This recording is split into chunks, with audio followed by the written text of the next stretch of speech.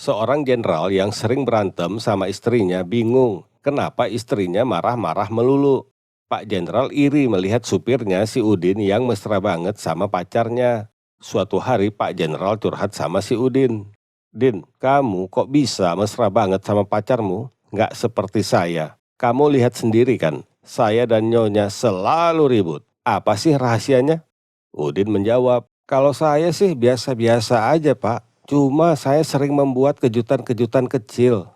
Pak Jenderal bingung. Kejutan kecil? Maksudnya gimana? Begini Pak, seperti tiba-tiba kita pukul pantatnya dari belakang, tapi diam-diam. Jadi suatu hari Pak Jenderal sengaja pulang ke rumah lebih awal. Diam-diam Pak Jenderal mendekati istrinya, terus memukul pantat istrinya dari belakang.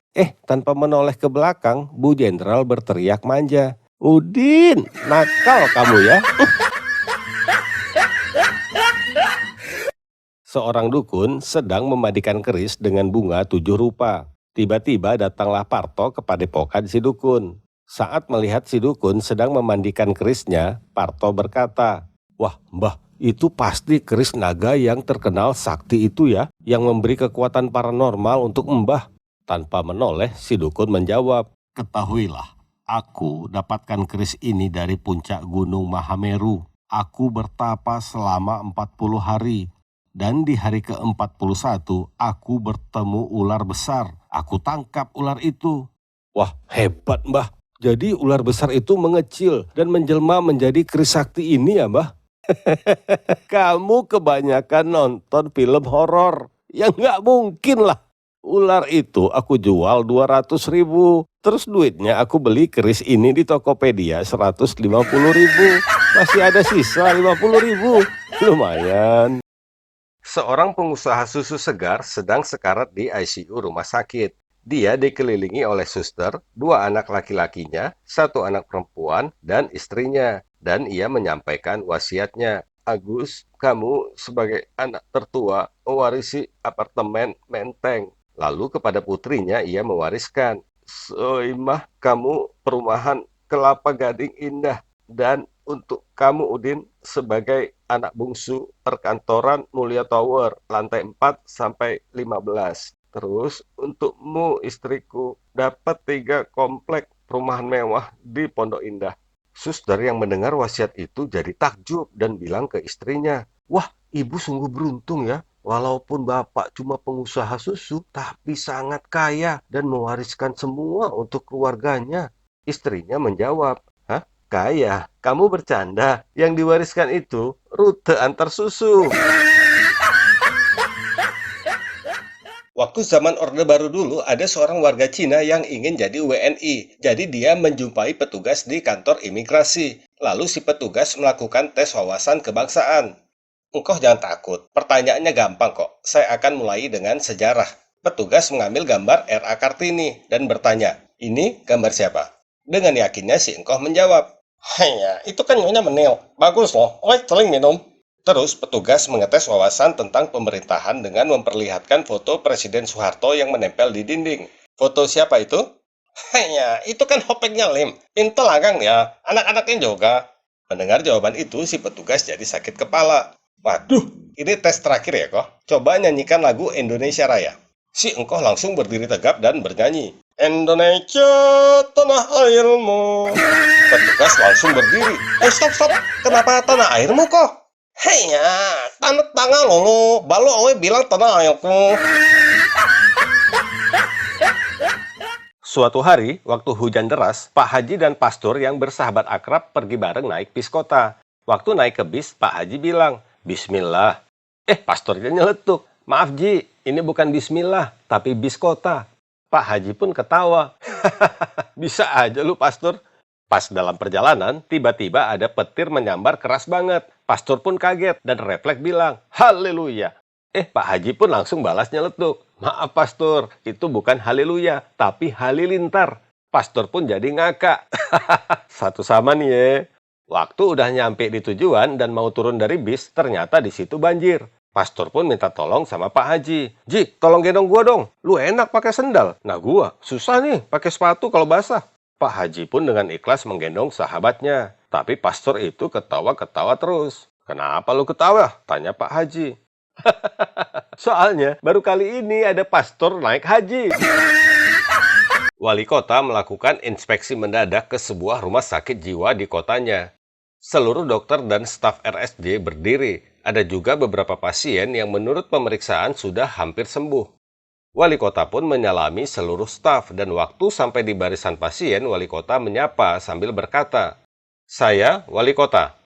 Salah satu pasien tersenyum lalu berkata, "Oh, bagus, tidak apa-apa kok." Wali kota pun bingung dengan jawaban itu, kemudian bertanya, "Tidak apa-apa? Maksudnya apa?" Pasien itu kemudian mendekat dan menepuk bahu wali kota sambil berkata dengan tenang, "Waktu saya baru masuk, saya juga ngaku gubernur. Lama-lama nanti sembuh kok sesudah dirawat di sini." Yang sabar ya. Semua orang pun tertawa, kecuali wali kota. Suatu hari, pemimpin tertinggi Korea Utara, Kim Jong-un, berniat untuk menebar teror ke seluruh dunia. Dia memanggil jenderalnya dan memerintahkan supaya seluruh pesawat negara lain yang ada di airport kota Pyongyang dipasang bom waktu supaya meledak di udara. Sang jenderal siap menjalankan perintah itu, tapi dia bertanya dulu, "Siap, apakah seluruhnya Pak Kim?" Kim Jong-un pun berpikir sesaat. Setelah itu dia menjawab, "Eits, jangan semua. Ada satu pengecualian.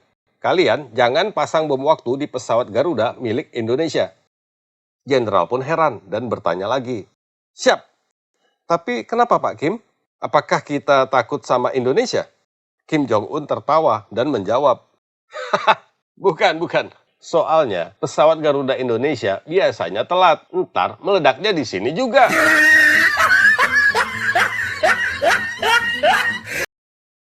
Suatu siang, Udin menelepon ke kantor polisi untuk melaporkan kecelakaan yang sedang dia lihat dengan mata kepalanya sendiri. Pak polisi, Udin bicara sambil ngos-ngosan. "Ya, halo, dengan siapa?" "Udin, Pak." "Pak Udin?" "Ya, ada apa, Pak?" Ada kecelakaan, Pak." "Oh ya, di mana kejadiannya?" "Saya nggak tahu, Pak." "Loh, kok nggak tahu?" Iya, Pak, soalnya saya lihat kecelakaannya di TV, Pak. Ayo nonton, Pak, takut keburu iklan." Kampret.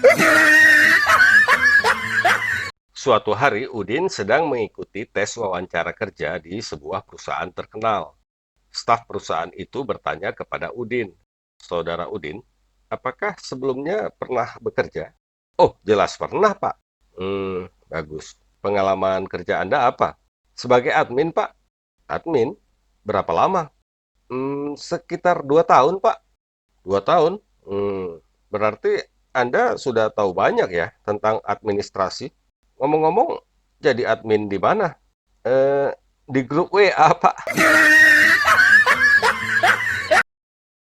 Waktu lagi banyak duit, Agus dan Udin liburan safari ke hutan Afrika. Tiba-tiba mereka ketemu dengan seekor singa. Mereka pun panik. Agus berbisik pada Udin, "Shh, harap tenang. Berdasarkan buku yang aku baca, kalau kita nggak bergerak, singa itu nggak akan mengganggu dan segera meninggalkan tempat ini." Terus Udin menyela, "Oh, gitu ya? Tapi apakah singa itu juga membaca buku yang kamu baca?" Seorang koboi pergi ke bar naik kudanya. Setelah mengikat kudanya, ia masuk ke dalam, pesan minuman, lalu bergegas pergi. Ternyata kudanya hilang.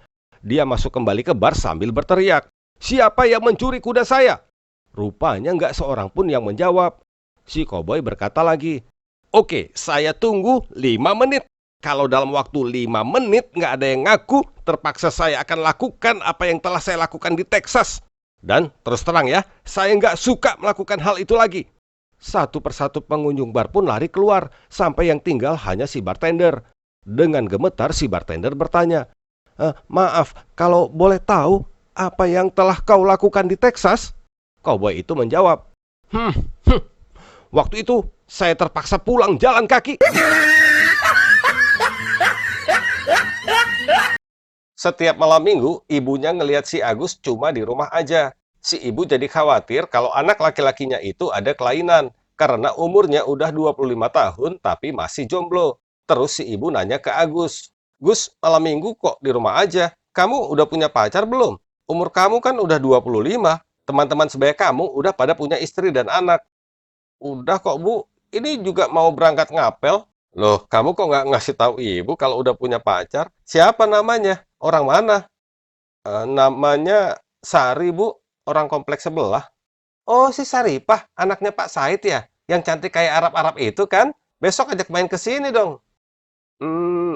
Bukan Sari yang itu, Bu. Jadi Sari yang mana dong? Sari Pudin, Bu. Astagfirullah, si Udin. Seorang pasien pergi ke dokter. Dia mengeluh kenapa rambutnya cepat putih. Dokter, kenapa ya rambut kepala saya cepat putih beruban? Oh, itu karena letaknya di kepala, Pak, sebagai pusat pikiran. Jadinya cepat putih. Oh, gitu ya, Dok. Tapi kenapa rambut bawah saya tidak cepat putih? Itu karena letaknya di pusat hiburan, Pak. Pulang sekolah, Udin yang baru bagi rapot langsung lari menjumpai ayahnya yang sedang duduk di teras rumah. Assalamualaikum, Ayah. Ayah adalah seorang ayah yang beruntung. Hah? Beruntung? Beruntung kenapa, Nak? Karena ayah nggak perlu lagi beliin buku pelajaran baru untuk Udin di tahun ini. Oh ya, kenapa nggak perlu, Nak? Karena Udin nggak naik kelas ya.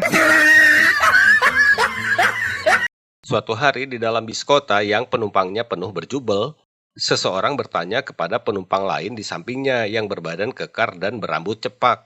Maaf, Pak, apakah sampean polisi? Bukan. Jadi, apa sampean angkatan darat? Bukan. Oh, angkatan laut ya? Atau angkatan udara? Bukan. Kalau begitu, jancok sampean. Loh, kenapa? Ini sampean nginjak kaki saya. Suatu hari waktu pulang dari fitness center, Soimah, istrinya Udin, cerita sama suaminya. Mas, tadi waktu abis nge-gym, aku lagi buka BH. Nggak taunya ada cowok ganteng lewat dan ngeliatin aku. Hah? Kurang ajar. Terus kamu gimana? Ya, aku malu banget dong, Mas. Jadi aku tutupin aja muka aku pakai BH. Hah? Apa? Dasar dodol. Bukan dodol, Mas. Tapi aku malu. Dodol, dodol. Suatu malam, Udin lapar banget. Dalam perjalanan pulang ke rumahnya, dia lewat di depan warung nasi goreng. Terus dia segera pesan untuk dibawa pulang. Mas, nasi gorengnya bungkus 1 ya. Ayamnya yang banyak dan nggak pakai lama. Tukang nasi goreng dengan sigap menjawab. Oke, Bos. Tunggu sebentar ya. Nggak lama kok. Udin pun duduk menunggu sambil pegang perutnya yang lapar. Terus si tukang nasi goreng nanya. Bos, nasi gorengnya pedas apa enggak, Bos? Mendengar pertanyaan itu, Udin pun marah dan melotot. Terus berkata, ya mana gue tahu. Kan gue belum rasa. Gimana sih lu? Habis gajian, Udin yang biasanya ngopi di emperan, kali ini berani nyobain ngopi di kafe terkenal di sebuah mall. Tapi waktu diminum, kopinya nggak enak. Udin pun komplain ke pelayan kafe. Dek, saya baru pertama kali ngopi di sini. Kok rasanya asin, nggak enak? Merasa nggak terima dikomplain seperti itu, si pelayan menjawab. Maaf ya mas, nggak mungkin kopi kami asin. Kami sudah membuat kopi selama 50 tahun. Udin pun menjawab, oh alah, pantes. Wong bikin kopinya udah lama. Harusnya yang dijual kopi baru dong. Sedang enak-enak naik motor, Udin dihentikan oleh polisi. Maaf, bisa lihat SIM-nya? Dengan santai, Udin pun memberikan SIM-nya. Ini pak, polisi kelihatan bingung waktu ngelihat SIM-nya Udin. Loh, kok fotonya nggak sama dengan muka kamu? Udin pun menjawab santai. Ya iyalah pak, saya kan pinjam SIM punya teman saya. Polisi pun langsung marah. Hah? Kenapa kamu pakai SIM orang lain? Kamu telah melanggar aturan lalu lintas. Loh, kenapa bapak yang marah-marah? Teman saya yang saya pinjam SIM-nya aja nggak marah. Kereta api berhenti di stasiun Karawang sebelum melanjutkan perjalanannya. Udin pun menjulurkan kepalanya lewat jendela dan memanggil seorang anak kecil yang sedang berdiri. Jang, Jang, Jang! Si anak pun mendekat. Terus Udin memberikan uang 20.000 sambil berkata, "Minta tolong beliin roti 2 ya, satu untuk kamu." Si anak pun mengambil uang itu dan pergi. Setelah 10 menit, anak itu kembali sambil mengunyah roti dan mengembalikan uang 10.000 kepada Udin. "Om, rotinya cuma tinggal satu-satunya di warung, jadi saya beli satu aja. Ini kembaliannya buat Om ya." Lalu dengan santai si anak pergi sambil mengunyah roti, meninggalkan Udin yang bengong. Suatu hari Udin pergi ke pasar Mangga 2 karena dia dengar semua barang di sana murah. Setelah berkeliling, mampirlah dia ke sebuah toko pakaian milik seorang pedagang Cina. "Berapa baju yang ini, Koh?" "Ya, cepet ceng sajalah." Rupanya Udin bingung, jidatnya berkerut karena dia nggak tahu cepeceng itu berapa. Karena ngelihat Udin bingung, si Engkoh pun bilang, "Ya, boleh tawalah sedikit." Karena udah terlanjur nanya dan untuk jaga gengsi, si Udin pun nawar. "Cepeceng, kalau cening nong boleh nggak?" Sekarang giliran si Engkoh yang bingung. "Hah, ya, cening nong itu berapa?" "Cepeceng dulu berapa?" "Ya, cepeceng itu 100.000 oh." "Oh, kalau gitu ceningnong itu ya kira-kira 60.000 lah kok."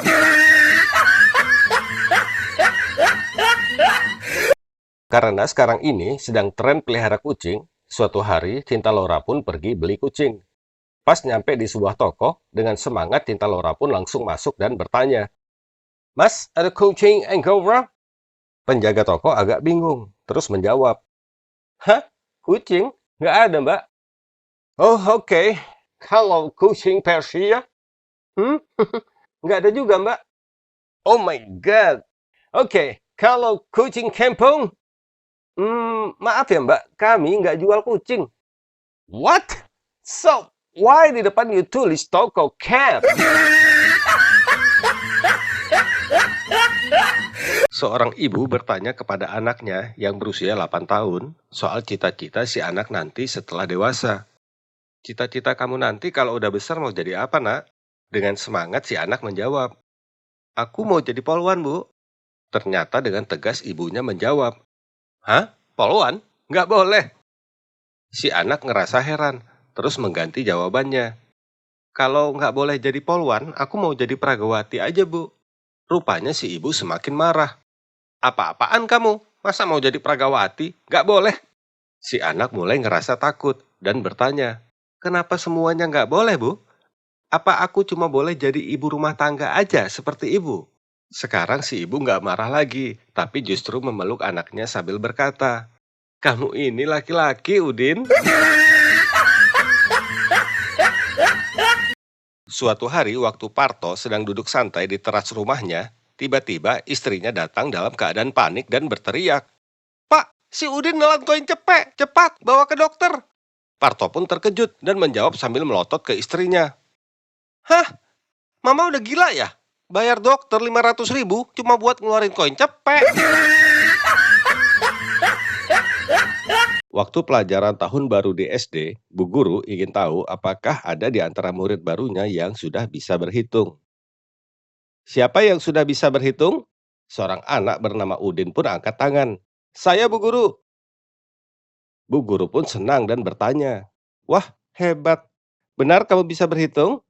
"Bisa, Bu. Ayah saya yang mengajari," jawab Udin. "Baik, coba kita lihat.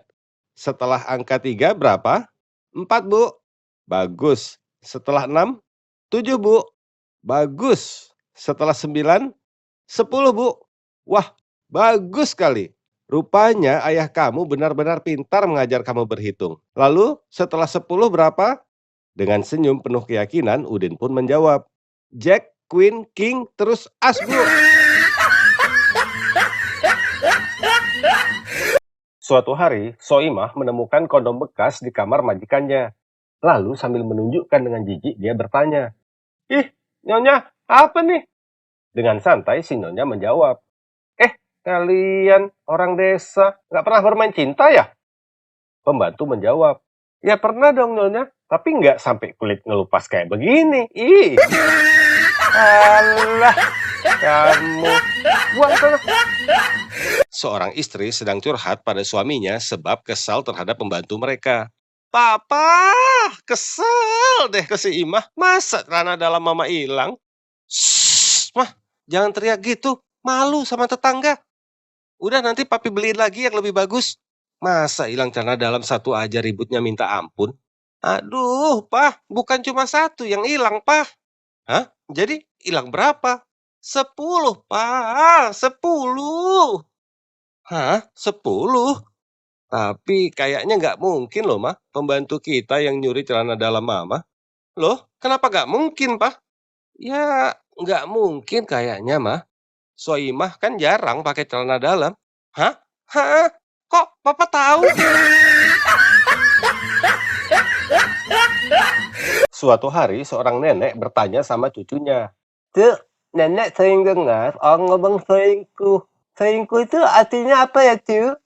Karena si cucu nggak mau neneknya mikirin yang bukan-bukan, si cucu pun menjawab, "Oh, selingkuh itu penyakit mencret, Nek." Maka sejak itu mengertilah si nenek. Sekarang kalau ada berita selebritis punya selingkuhan, berarti sedang sakit mencret. Suatu pagi, si nenek duduk lemas di depan rumahnya, dan kebetulan lewat Pak Ustadz. Pak Ustadz ngerasa iba ngeliat si nenek, dan bertanya, "Nek, kok sepertinya lemes gitu?" Si nenek pun menjawab, "Iya nih Pak Ustadz, biasanya karena selingkuhan, dari sore sampai pagi dihajar selingkuhan sampai lemes. Belum sempat naikin celana, si selingkuhan datang lagi. Siapa yang nggak lemes Pak Ustadz?" Di awal tahun pelajaran baru SD, Bu Guru ingin ramah tamah dengan muridnya. Lalu Bu Guru bertanya tentang cita-cita muridnya. "Siapa nama kamu, Nak?" "Udin, Bu." "Cita-cita kamu apa, Udin?" "Saya kepengen jadi dirut Pertamina, Bu, sama seperti bapak saya." Bu Guru terkejut. "Jadi, bapak kamu dirut Pertamina?" "Bukan, Bu. Bapak saya juga kepengen." Suatu hari di dalam kelas, waktu pelajaran sejarah, seorang murid bertanya, "Pak, kenapa lambang negara kita burung Garuda?" Pak Guru menjawab, "Karena sesuai dengan hari kemerdekaan kita, 17 Agustus 1945. 17 adalah jumlah bulu di sayap. Bulan Agustus kan bulan 8, jadi 8 jumlah bulu di ekor. Dan 45 adalah jumlah bulu di leher." Rupanya si murid bertanya lagi, "Terus kenapa negara kita merdeka tanggal 17 Agustus, bukan tanggal yang lain, tanggal 2 Januari misalnya?" Kalau kita merdeka tanggal 2 Januari, berarti lambang negara kita bukan burung Garuda. Mungkin lambangnya capung dengan 2 sayap dan 1 ekor.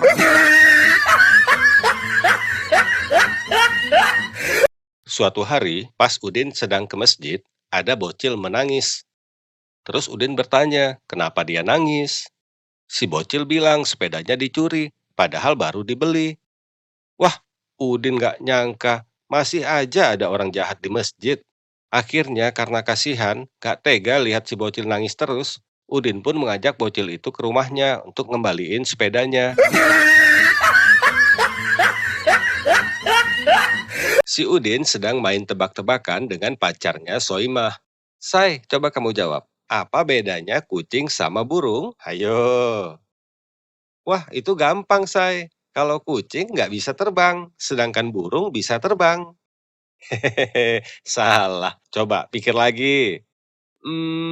Kalau kucing bisa mengeong, sedangkan burung nggak bisa. Semakin salah. Loh, salah semua. Terus apa dong? Yang benar, kalau kucing dielus-elus tidur, tapi kalau burung dielus-elus jadi bangun. Soimah pun tersipu malu. Sedang enak-enak naik motor, Udin dihentikan oleh polisi yang sedang razia. Dengan nada tegas, polisi bertanya, "Selamat siang, mana surat-suratmu?" Dengan nada santai, Udin menjawab, "Maaf Pak, saya sekarang udah nggak pakai surat. Saya sekarang pakai email." Dalam perjalanan naik bis dari Jakarta ke Bandung, Udin duduk di samping seorang nenek. Sepanjang jalan, si nenek terus memijit-mijit kepalanya. Udin pun kasihan sama si nenek, lalu bertanya, "Kenapa, Nek? Nenek pusing ya?" "Iya, Nak. Rasanya kepala pusing, perut mual, dan terasa seperti mau muntah." "Oh, Apa yang bisa saya bantu, Nek? Nak, boleh nggak nenek lihat muka kamu sebentar aja? Sebentar aja. Udin heran, tapi kemudian tersenyum. Boleh, Nek, tapi kenapa? Si nenek menjawab. Biar muntahnya lebih cepat. Soimah, pacarnya Udin, baru diterima bekerja di luar negeri sebagai TKW. Udin senang tapi khawatir karena dia sering baca berita pelecehan seksual terhadap TKW di luar negeri. Maka sebelum berangkat, Udin pun menasehati Soimah gimana caranya menghadapi pelecehan. Soimah, ingat, kalau ada laki-laki yang melakukan pelecehan sama kamu dengan menyentuh bagian atasmu, kamu harus bilang, jangan. Tapi kalau dia menyentuh bagian bawahmu, segera larang dia. Kamu harus bilang, hentikan itu. 1 bulan kemudian, Soimah melakukan video call dari luar negeri dan memberitahu Udin bahwa seorang lelaki telah melakukan pelecehan terhadapnya. Udin marah sekali dan menanyakan apakah Soimah sudah menolak laki-laki itu sesuai nasihatnya. Dengan wajah nggak bersalah, Soimah pun menjawab, udah mas, laki-laki itu menyentuh bagian atas dan bawahku secara bersamaan. Terus aku bilang, jangan hentikan itu. Suatu siang di sebuah SPBU, supir mobil box yang sedang ngantar kiriman minyak goreng mau ngisi Pertalite. Mas, isi Pertalite ya? Wah, maaf Pertalite kosong, sedang dalam perjalanan. Hah? Jalan pakai apa? Ya pakai truk tangki dong. Setelah beberapa menit, si supir udah gak sabar dan bertanya lagi. Mana truk tangkinya? Kok gak datang-datang? Maaf mas, barusan di WA truk tangkinya sedang ngantri solar. Waduh, petugas yang jual solar kemana? Katanya lagi ngantri makan siang di warung. Lah kok makan aja pakai ngantri? Emangnya penjual di warung kemana? Lagi ke pasar ngantri minyak goreng mas. Wah, waduh. Lah yang jual minyak goreng mana? Katanya lagi nunggu kiriman minyak goreng mas. Mobil yang ngantar minyak goreng sedang ngantri Pertalite. Lah, ya itu mah gua. Suatu malam, waktu Udin masih SD, ibunya ngelihat si Udin sedang serius di meja belajarnya. Udin, lagi ngapain nak? Kok belum tidur? Udin menjawab, lagi nulis surat cinta buat Clara, Bu. Si ibu tersenyum sambil geleng-geleng kepala. Nulis surat? Kamu kan belum bisa nulis. Gak apa-apa, Bu. Clara juga belum bisa baca. Pagi-pagi kakeknya Udin mau ke pasar. Di teras rumah dia lihat Udin sedang main kelereng. Ya, Cuk, hari ini lu bawa sekolah lagi ya? Iya, kek. Dasar anak nakal. Ya udah, yuk ikut ke pasar sama kakek. Bantuin kakek bawa barang nanti. Dengan malas, Udin pun menemani kakeknya ke pasar. Pas nyampe di pasar, tiba-tiba si kakek kaget. Cuk, cepat sembunyi. Itu kayaknya ada Pak Guru. Cepat sembunyi, entar ketahuan lo bolos. Hah? Yang harus sembunyi mah kakek dong. Hah? Kenapa jadi kakek yang sembunyi? Yang sekolah kamu. Orang Udin bolos bilangnya kakek baru meninggal kemarin. Heh, dasar cucu setan. Setelah kemarin bolos dan dimarahin kakeknya, hari ini Udin masuk sekolah. Pelajaran pertama adalah pelajaran sejarah. Waktu Pak Guru masuk, dia langsung melihat ke arah Udin. Udin, kamu kemarin bolos. Bapak lihat kamu di pasar sama kakek kamu. Hukumannya sekarang kamu harus bisa jawab pertanyaan Bapak dengan benar. Udin pun menjawab lemas. Baik, Pak. Kemudian Pak Guru bertanya, Udin, coba ceritakan sejarah Pangeran Diponegoro. Udin menjawab, hah? Enggak ah, Pak. Loh, kenapa? Kata kakek saya, nggak baik ngomongin orang yang sudah meninggal, Pak. Suatu hari, seorang pemain sepak bola top Indonesia yang bersahabat dengan Cristiano Ronaldo dan Lionel Messi mendatangi seorang peramal terkenal. Mereka mau bertanya tentang peluang negara mereka menjadi juara dunia. Pertama, Cristiano Ronaldo bertanya pada sang peramal.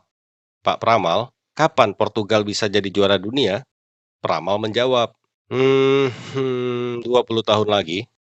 Mendengar jawaban itu, Ronaldo pun menangis.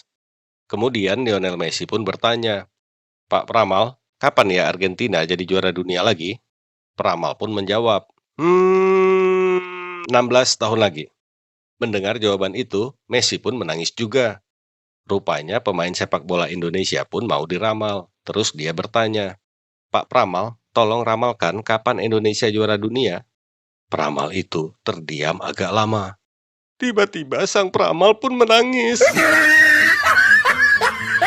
Soimah yang baru diterima bekerja sebagai asisten rumah tangga sedang diajari memasak oleh majikannya. Soimah, sekarang taruh wajan di atas kompor yang nyala itu ya. Baik, Nyonya. Bagus. Sekarang masukkan 2 sendok makan minyak goreng dan tunggu sampai panas. Sudah, Nyonya. Ini minyaknya sudah panas. Oke, sekarang masukkan bumbu yang sudah diulek dan tunggu sampai baunya harum. Ini sudah, Nyonya. Terus apa lagi, Nya? Tuangkan santan. Sudah, Nyonya. Terus apa lagi? Kalau sudah, kasih salam. Soimah pun mendekatkan wajahnya ke wajan dan mengucapkan, Assalamualaikum. Udin kecil berjalan sambil menuntun seekor sapi betina melewati jalan desa di depan kantor lurah. Pak Lurah melihatnya dan bertanya, Hei Udin, kamu bawa kemana sapi itu? Ayah menyuruh saya bawa sapi ini ke kandang sapi jantan supaya dia hamil. Jawab Udin. Pak Lurah pun senyum dan menggelengkan kepalanya, lalu berkata, Udin, kamu masih terlalu kecil. Bilang sama ayahmu, sebaiknya ayahmu saja yang melakukan itu. Udin pun berpikir sejenak. Terus dia menggelengkan kepalanya dan menjawab, Janganlah Pak, saya rasa lebih baik sapi jantan yang menghamili sapi ini. Pulang sekolah, sambil mau nangis, Agus datang ke praktek dokter ditemani sahabat baiknya si Udin. Dokter bertanya, kenapa nak? Agus menjawab, saya ketelan kelereng Pak Dokter. Oh, nggak apa-apa. Kita ambil sekarang ya. Terus dokter melihat ke arah Udin dan bertanya, dan kamu kenapa? Udin menjawab, saya nggak apa-apa dokter. Oh, kamu nungguin teman kamu ya? Anak yang baik. Udin langsung menjawab, bukan dokter, saya nungguin kelereng saya. Suatu hari, mantan Presiden Indonesia yang sudah meninggal diajak jalan-jalan di akhirat oleh malaikat. Waktu melihat ada ratusan jam di dinding, sang mantan presiden bertanya, Malaikat, jam-jam dinding itu banyak sekali untuk apa? Malaikat menjawab, oh, jam-jam dinding itu adalah indikator tingkat korupsi dari semua negara di dunia. Sang mantan presiden mengangguk tapi kelihatan bingung. Malaikat pun menjelaskan lagi, coba lihat jam yang itu adalah indikator korupsi di Singapura. Jarum jamnya sangat lambat, artinya hampir tidak ada korupsi. Oh begitu, mantan presiden mulai mengerti. Malaikat pun melanjutkan. Dan lihat jam yang itu indikator Amerika Serikat. Jarum jamnya lumayan lambat kan? Artinya ada korupsi, tapi tidak parah. Oh iya, mantan presiden mengangguk. Lalu dia bertanya, Malaikat, dari tadi saya cari jam indikator Indonesia kok nggak ada? Malaikat menjawab, ada kok, itu. Coba lihat yang paling atas kanan. Hah? Yang itu? Wah, saya kira itu kipas angin.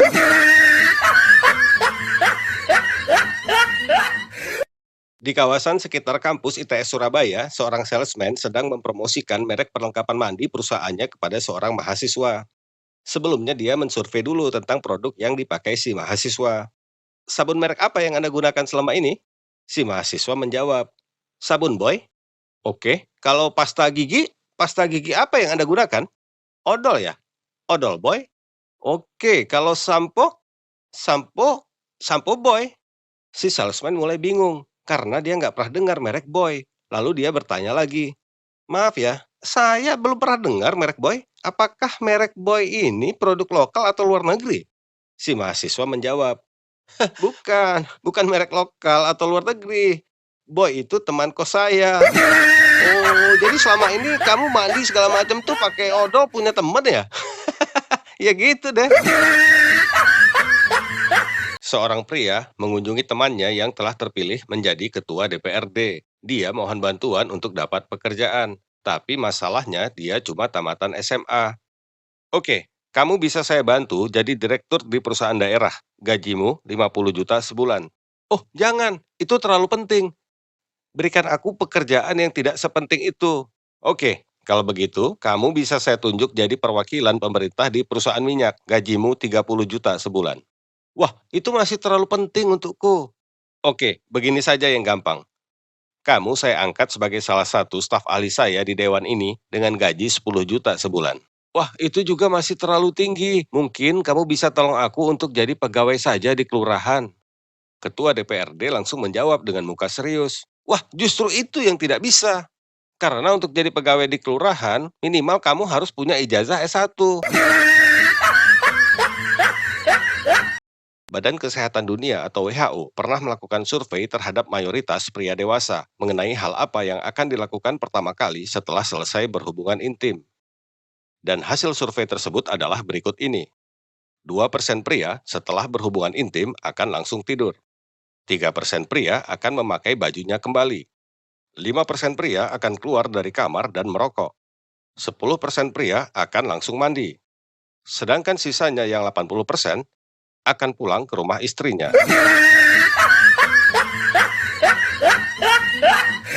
Seorang anggota DPR RI sedang galau karena membaca banyaknya berita tentang pergaulan bebas di kalangan masyarakat saat ini. Dia pun curhat ke seorang temannya, sesama anggota DPR RI. Bung, kondisi free sex di negara kita saat ini sudah sangat mengkhawatirkan.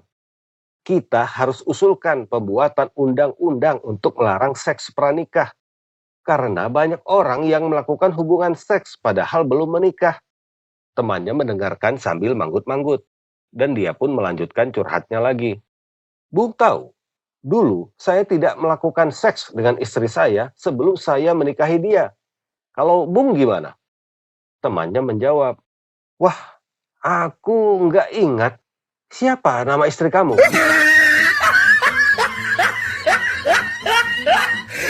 Seorang Yahudi meninggal dan bertemu dengan malaikat di akhirat. Lalu dia bertanya, wahai malaikat, waktu di dunia dulu, saya pernah dengar bahwa 1 jam di akhirat sama dengan 1 juta tahun di dunia. Apa benar begitu? Malaikat menjawab, ya, benar. Mendengar jawaban itu, si orang Yahudi bertanya lagi, wahai malaikat, kalau begitu, $1 di akhirat apakah berarti sama dengan 1 juta dolar di dunia? Malaikat menjawab lagi, ya, benar. Wajah si orang Yahudi pun langsung tersenyum bahagia. Wahai malaikat, kalau begitu, bolehkah saya minta $1 saja? Malaikat pun menjawab, oh ya, tentu saja boleh. Tunggu setengah jam ya, saya ambil dulu. Suatu hari, dua sahabat, Udin dan Agus, sedang ngopi di warung. Tiba-tiba sambil garuk-garuk kepala dengan wajah kesal, Udin curhat ke Agus. Gus, hidup sekarang ini udah makin susah ya. Beda dengan zaman kita dulu. Agus bertanya, kenapa Din? Susah gimana?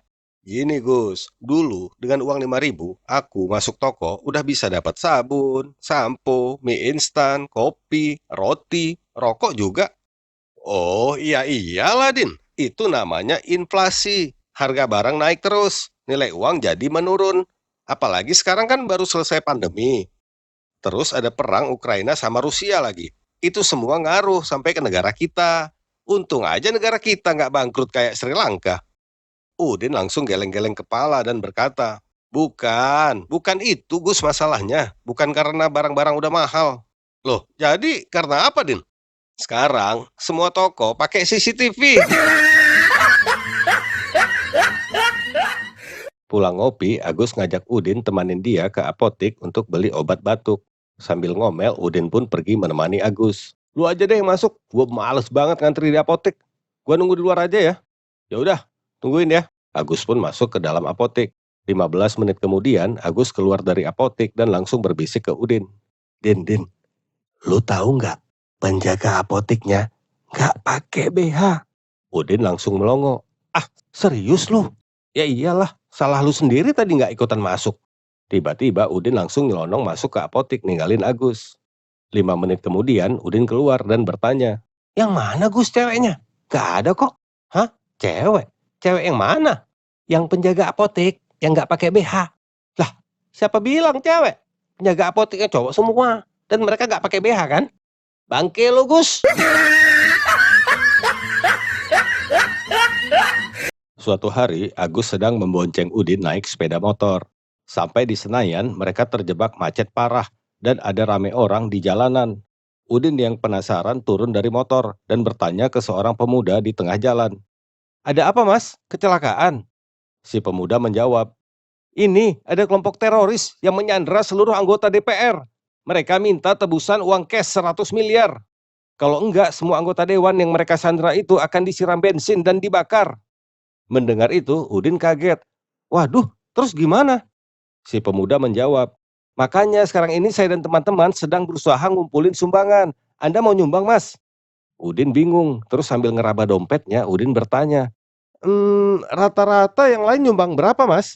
Si pemuda menjawab, rata-rata menyumbang 1 liter. Suatu pagi, istrinya Parto curhat saat Parto sedang siap-siap mau berangkat ke kantor. Pah, lihat deh tetangga kita yang baru pindah. Tetangga baru kita? Emang kenapa, Mah?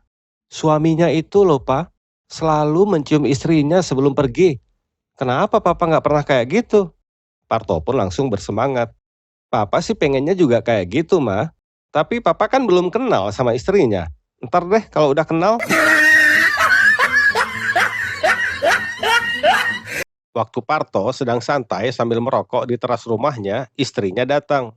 Terus si istri menegur Parto. Pah, kok merokok terus sih? Nggak takut mati apa? Parto menjawab, enggak lah mah, santai aja. Hah, kok gitu sih Pah? Kok nggak takut mati? Ah, ya elah, santai mah. Ini kan ada korek. Kalau mati kan tinggal dihidupin lagi. Udin sebenarnya udah berada di masjid dan siap menunaikan sholat Jumat.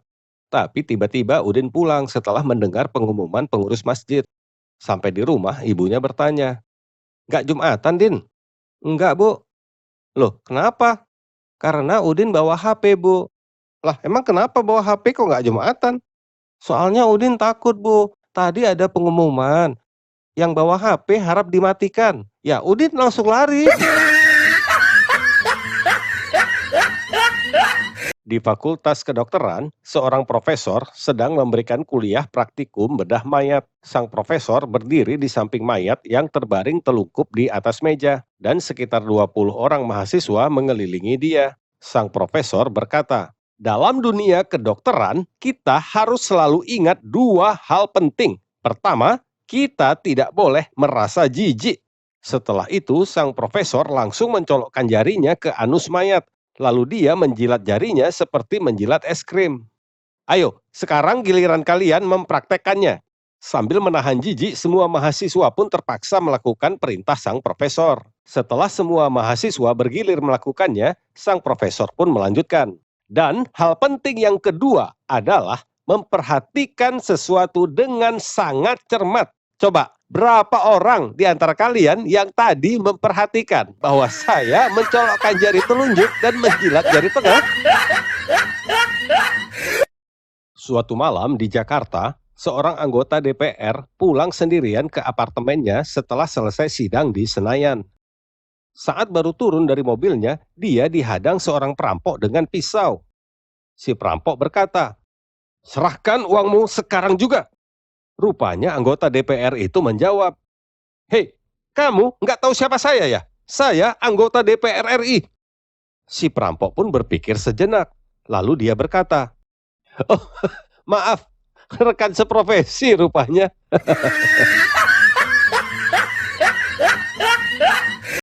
Di kampungnya, Udin ikut lomba nyanyi dalam rangka memperingati Hari Kemerdekaan Indonesia.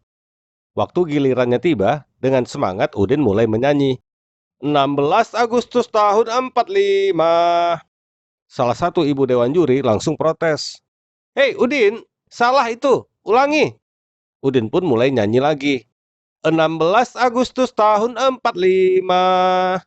"Hei Udin, masih salah itu. Ini kesempatan terakhir ya." Rupanya kali ini Udin yang protes. "Bu, saya nggak salah, Bu. Ibu dengar saya nyanyi dulu." Akhirnya para juri pun serius mendengarkan. 16 Agustus tahun 45. Besoknya hari kemerdekaan kita. Karena udah hampir jam 2 siang belum nyampe di rumah, kakek Udin gelisah nungguin cucunya pulang sekolah. Akhirnya Udin muncul, dan kakeknya langsung bertanya, "Oh, Cuk, kenapa kamu terlambat pulang hari ini?" Udin menjawab sambil tertunduk malu. "Soalnya tadi Udin dihukum sama ibu guru." "Kenapa? Kamu ganggu teman lagi ya?" Enggak, kek. Udin ditanyain sama bu guru, siapa yang tanda tangan teks proklamasi kemerdekaan Indonesia. Kamu jawab apa? Udin jawab, nggak tahu, kek. Beneran, bukan kamu yang tanda tangan, kan? Iya, kek. Sumpah, bukan Udin. Kisah nyata, waktu Presiden Indonesia pertama, Bung Karno, melakukan kunjungan resmi ke Mesir yang dipimpin Presiden Gamal Abdul Nasser. Karena tidak ada acara di malam pertama, Bung Karno langsung masuk kamar hotel untuk istirahat. Tiba-tiba ajudan Bung Karno, Letkol Sabur, mengetuk pintu. Bung Karno marah. Hei Bur, ada apa kau datang malam-malam begini? Aku kan sudah bilang mau istirahat. Kemarahan Bung Karno reda waktu melihat ada utusan Presiden Mesir bersama dengan Letkol Sabur. Utusan Presiden Mesir itu mengatakan dia diminta menjemput Bung Karno untuk melakukan inspeksi. Bung Karno heran, tengah malam diminta untuk menghadiri inspeksi. Waktu Bung Karno masih bengong, utusan Presiden Mesir itu mengatakan, Presiden kami mengundang sahabat beliau, Presiden Soekarno, untuk menginspeksi penari-penari perut di kota Kairo ini. Mendengar hal itu, Bung Karno pun langsung semangat. Kenapa tidak dari tadi? Sampaikan kepada Nasser, Soekarno dari Indonesia akan siap dalam 10 menit.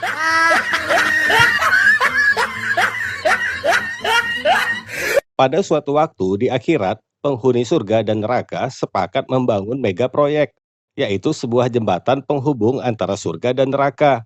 Tujuannya untuk menjalin silaturahmi antara penghuni surga dan neraka. Disepakati para penghuni surga dan neraka akan membangun jembatan itu dengan swadaya masing-masing dari tempatnya. Dan nantinya jembatan akan bersambung di tengah-tengah. Lalu dimulailah pembangunan jembatan tersebut. Setelah 3 bulan, jembatan yang dibangun dari arah neraka sudah selesai. Tapi setengah jembatan lagi yang seharusnya dibangun oleh penghuni surga belum juga dimulai. Penghuni neraka pun marah-marah. Maka diutuslah tim independen untuk menyelidiki masalahnya. Setelah diselidiki, ternyata penyebabnya adalah tidak seorang pun penghuni surga yang mengerti cara membangun jembatan. Sedangkan di neraka berkumpul para kontraktor dan pejabat dinas PU. Suatu hari, Udin dan Agus sedang nonton berita perang Rusia lawan Ukraina. Tiba-tiba Udin bertanya ke Agus, Gus, kalau gue punya 100 tentara dan elu juga punya 100 tentara, kalau perang menang siapa? Agus menjawab, ya pasti Seri dong, Din. Haha, salah Gus. Loh, salah? Kok bisa, Din? Ya bisa dong. Ayo, gimana? Nyerah nggak? Iyalah, gue nyerah. Terus jawabannya apa?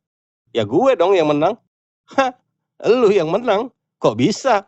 Ya jelas dong. Barusan lu kan udah nyerah. Alah, garing lo. Alah, lu kan ibu kering. Suatu hari, Soimah datang ke dokter dengan membawa bayi yang sedang menangis. Resepsionis langsung menyuruh Soimah ke ruang praktek dokter. Melihat Soimah, si dokter langsung bangkit dari kursi dan bertanya, anak ini minum ASI?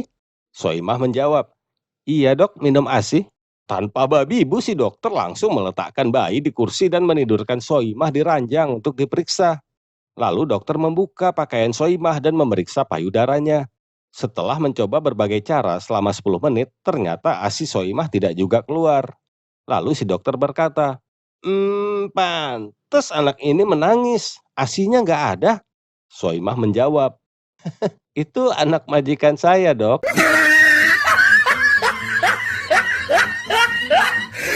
Suatu hari, ibunya Clara berpikir bahwa dia harus mulai bicara dengan anak gadisnya itu tentang pendidikan seks dan reproduksi karena Clara udah beranjak dewasa. Lalu ibunya mendatangi Clara yang sedang tidur-tiduran di kamarnya. Clara, Mama pikir sudah waktunya kita membicarakan tentang seks.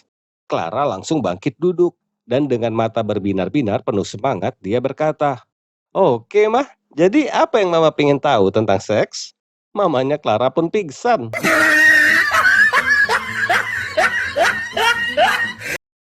Dulu waktu Udin masih kecil ada kejadian yang lucu. Suatu hari Udin mencuri mangga di pohon orang. Waktu sedang asyik memanjat pohon, tiba-tiba yang punya pohon melihat Udin dan berteriak. Woi, Udin, dasar anak bandel, turun kamu. Nanti saya bilang sama bapak kamu ya, baru tahu rasa. Sambil ketakutan, Udin melihat ke atas pohon dan berkata, "Ayah, kita ketahuan."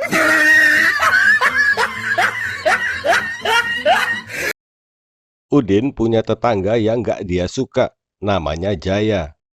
Udin selalu menganggap Jaya adalah saingannya, jadi dia nggak mau kalah. Kalau Jaya beli motor baru, Udin ikut beli motor baru juga. Ketika seminggu menjelang Lebaran, pagar rumah Jaya dicat kuning. Besoknya Udin pun mengecat pagar rumahnya dengan warna kuning juga. Waktu Jaya ngasih sumbangan bola kaki untuk klub sepak bola kampungnya, Udin pun segera ngasih sumbangan satu set lengkap seragam sepak bola. Dan waktu tanggal 17 Agustus kemarin, Jaya memasang spanduk di depan rumahnya bertulisan "Indonesia Tetap Jaya". Hati Udin pun panas. Jadi dia segera memasang spanduk juga dengan tulisan "Indonesia Tetap Udin".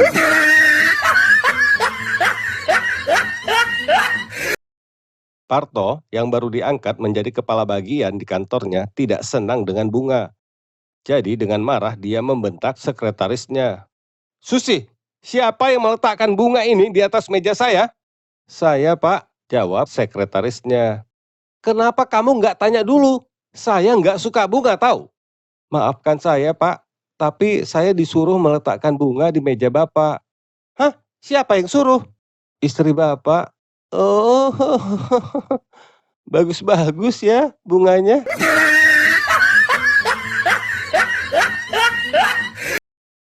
Ada kabar baik untuk yang masih pada merokok.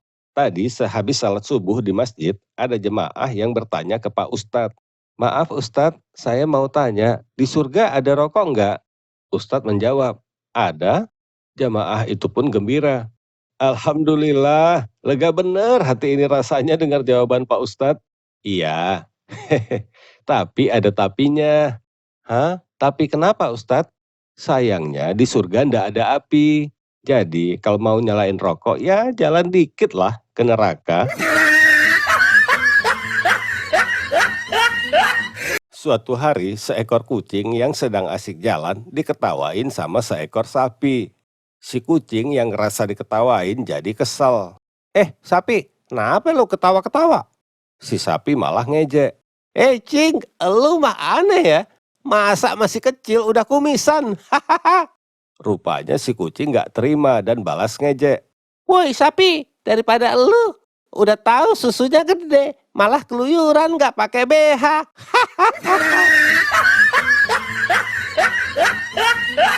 Waktu masih SD, Udin bingung soal asal-usul manusia. Jadi dia menjumpai ibunya dan bertanya, "Bu, bagaimana asalnya manusia?" Sambil tersenyum, ibunya menjawab, "Asal-usul manusia dari Tuhan yang menciptakan Nabi Adam dan Hawa. Terus Nabi Adam dan Hawa punya anak. Terus anak-anaknya menjadi dewasa dan melahirkan anak lagi. Dan seterusnya sampai lahirlah kamu Udin."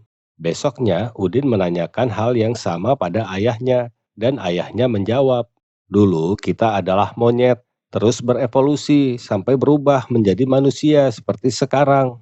Udin kecil bingung. Lalu dia segera menemui ibunya lagi dan berkata, "Ibu bohong, kata ayah manusia berasal dari monyet."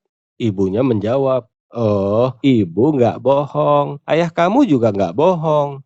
Karena ayah kamu memang berasal dari monyet." Suatu hari ada preman yang sok jagoan berjalan penuh gaya ke sebuah warung untuk malakin yang lagi minum di situ. Kebetulan ada 4 pemuda lagi ngopi di sana. Si preman langsung menggertak. Kalian, siapa yang berani lawan gue di sini, ha?" 4 pemuda itu kaget. Terus pemuda satu berdiri dan menjawab, "Aku berani." Terus pemuda dua pun ikut berdiri. "Aku juga berani. Ada apa rupanya, bro?" Rupanya pemuda tiga juga berdiri. "Hei, aku juga berani lawan lu. Kenapa rupanya?" Si preman langsung nelan ludah dan keluar keringat. Apalagi pemuda 4 yang bodinya seperti Adirai juga ikut berdiri. Kenapa kau ini ya? Nanya-nanya siapa yang berani? Kami semua berani nih." Akhirnya dengan gugup preman itu berkata, "Kalau begitu, kita berlima adalah pemuda pemberani." Terus si preman langsung kabur. Suatu hari di terminal bis, Udin duduk menunggu bisnya berangkat ke Magelang. Persis di depannya duduk seorang ibu muda yang sedang menyusui bayi. Lalu Udin mengeluarkan rokok dan menyalakannya. Baru 2 kali hisapan rokok si ibu muda menegur Udin.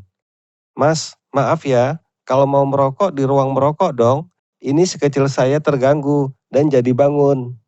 Udin segera mematikan rokoknya, lalu menjawab, iya mbak, tapi maaf juga ya, mbak kalau mau nyusuin, di ruang menyusui juga dong. Ini sekecil saya juga terganggu dan ikut bangun.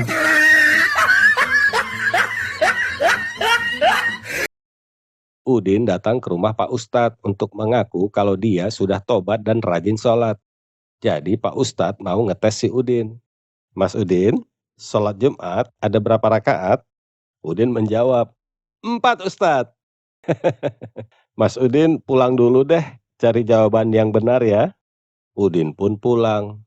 Di tengah jalan dia ketemu sahabatnya Agus. Terus Udin bertanya, Gus, menurut elu, sholat Jumat berapa rakaat? Agus menjawab, ya 2 lah. Wah, payah lu. Mendingan lu pulang deh, belajar lagi. Lah, emang kenapa? Nah, gua yang jawab 4 aja masih salah, apalagi 2. Suatu hari di kantin kampusnya, Agus makan lontong di samping seorang mahasiswi. Agus coba basa-basi dengan si mahasiswi. Hai, malu banget kita ya dengan kejadian yang sedang viral di kampus kita. Mahasiswi itu cuma diam saja, dan Agus lanjut bicara. Rektor kita memang korup, udah korup, bodoh lagi. Si mahasiswi itu kaget, terus bertanya, kamu kenal siapa saya enggak? Hehe, belum, boleh kenalan kan? Saya anak Pak Rektor. Agus langsung salah tingkah, terus bertanya balik. Oh, kalau kamu kenal siapa saya enggak? Enggak, jawab si mahasiswi. Oh, alhamdulillah. Dan Agus pun langsung kabur. Suatu hari Udin sedang camping di hutan. Tiba-tiba ada ular yang menggigitnya. Udin berteriak panik. Ah, tolong, tolong. Si ular pun juga ikutan panik. Waduh, gimana nih? Aku gak sengaja, Bang. Maaf, maaf. Udin pun kesal. Lah, lu kenapa ikut panik? Kan lu yang gigit. Si ular menjawab, maaf Bang, soalnya racunku akan membunuh mangsa dalam waktu 30 menit. Udin pun hanya bisa pasrah menunggu kematiannya di tengah hutan yang sepi. Tapi untunglah si ular punya solusi. Jadi si ular kembali menggigit kaki Udin. Udin berteriak marah pada si ular. Woi, ular sialan, kenapa lu gigit lagi kaki gue? Ular menjawab, gini Bang, kalau racunku dapat membunuh mangsa dalam 30 menit, berarti kalau aku gigit lagi bisa nambah jadi 60 menit. Dasar ular anjing. Udah semingguan ini Parto, ayahnya Udin, mengeluh lemas. Karena itu Parto dibawa istrinya ke dokter. Setelah diperiksa, dokter menjelaskan kondisi Parto secara khusus hanya pada istrinya saja. Bu, penyakit suami ibu cukup berat. Jika ibu ingin suami ibu tetap hidup, lakukan nasihat-nasihat yang saya berikan. Baik dokter, apa yang harus saya lakukan? Waktu pagi, buatkan sarapan yang enak. Perlakukan suami ibu dengan lembut. Untuk makan siang, buatkan menu yang lengkap gizinya. Malam harinya, sajikan makanan yang istimewa. Baik dokter, sebentar Bu, saya belum selesai. Dokter pun melanjutkan. Ibu harus jaga perasaannya. Jangan bebani suami ibu dengan pekerjaan rumah tangga. Jika ibu tidak melakukan semua itu, ibu akan kehilangan suami ibu. Dalam perjalanan pulang, Parto bertanya pada istrinya, apa kata dokter tentang penyakitku ini, Mah? Istrinya menjawab, kamu akan meninggal. Karena sakit nggak sembuh-sembuh, pada hari Kamis siang, akhirnya Parto meninggal dunia dan jadi hantu. Malam harinya, pas malam Jumat, hantu Parto balik ke rumah untuk menjumpai istrinya. Terdengar suara ketukan di pintu rumah. Tok tok tok, tok tok tok. Istrinya kaget dan bertanya, siapa di luar? Parto menjawab, ini aku, suamimu. Hah? Kenapa kamu balik? Kan sudah mati. Ada yang mau aku sampaikan. Gak usah ketemu aku lagi. Sudah mati ya mati aja. Jangan ganggu aku. Ini penting. Tolong buka pintu. Enggak ah, kamu udah mati. Aku takut. Sebentar saja, paling 1 menit. Aku janji. Akhirnya dengan takut-takut, si istri membuka pintu. Di depan pintu, hantu Parto tersenyum dan berkata, "Cie-cie, janda nih."